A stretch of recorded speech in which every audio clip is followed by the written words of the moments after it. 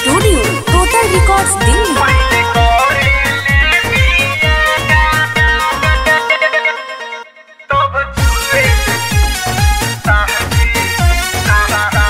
Music by Moin dad.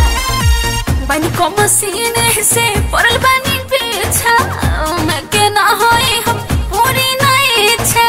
अरे चली हटी ए सहज बनी को मसीने से परल बनी पीछा मैं के ना होई हम पूरी नहीं इच्छा। तो कहे फिर तनी है ने निगाह जी पहले करे ले बिया तब छुए ले साहजी। झूठ काहे बोलते हैं? पहले करे ले बिया तब छुए ले साहजी। अच्छा पहले करे ले बिया तब छुए ले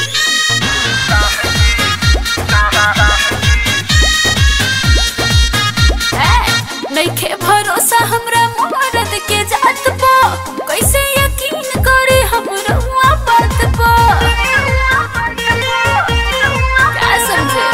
हई जवानी के पक्का खिलाड़ी इज्जत ला जान दे दे सुनो ये नारी। नइखे भरोसा हमरा मर्द के जात पो कैसे यकीन करे हमरा बात पो। हई जवानी के पक्का खिलाड़ी इज्जत ला जान दे दे सुनो ये नारी।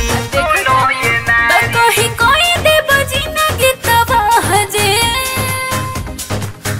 पहले करे ले बिया तब छुए ले साहजी।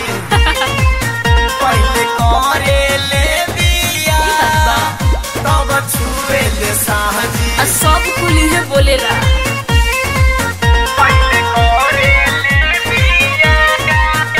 Studio total records Delhi. Music by Moin dad. डरता मन जानी करे बरियारी सब बुझता नी मोइन तोहर होशियारी। कौन समझते हो?